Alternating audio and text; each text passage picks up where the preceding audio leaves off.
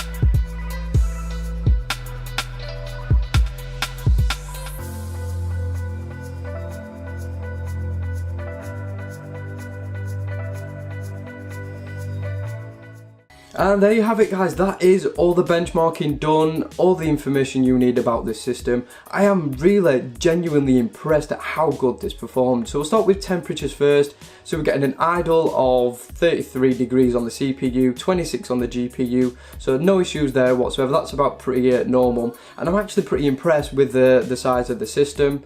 So yeah, can't complain there. Low temperatures, again, looking pretty good. We've got 57 on the CPU and 67 on the GPU. So not worrying temperatures, not higher than what I was expecting. So I'm actually pretty impressed at how good the little CPU cooler is doing, and also the impressive cooling on the graphics card. I mean, I barely saw fan utilization above 40% to keep it at that temperature, and you can always increase the fan speed if you are worried that it's getting a little bit too hot, but I wasn't worried at all and it performed like a champion. Video rendering, again, I can't complain. I've been using this system to edit my videos on, so I've been editing 4K footage. No problems whatsoever. I mean, sometimes it does get a little bit laggy, but I think that's more hard drive than the actual performance of the CPU. So yeah, I really can't complain at how good it's performing. Gaming performance, we're seeing a minimum average of 50 frames per second all the way up to sort of 150, 200 frames per second at 1440p and 1080p. So I really can't complain at how good this little system does perform. So if you want to build a system very similar to this, then all the parts will be linked in the description. So you can go ahead and put together a build like this if you want to, because if you want to do some 1440p gaming, but also get some video work done too, then a system like this would be ideal for doing that, because that's what I've been using it for, and it's been working pretty amazingly. So anyway, that is pretty much it for this one, guys. So if you're new to the channel, don't forget to hit that subscribe button. I've got some awesome content coming soon. I've got another build planned that's coming pretty soon. I've got loads of other content coming too. So yeah, hit that subscribe button if you want to check all that out. So again, thank you so much for watching, and I will see you all on the very next video.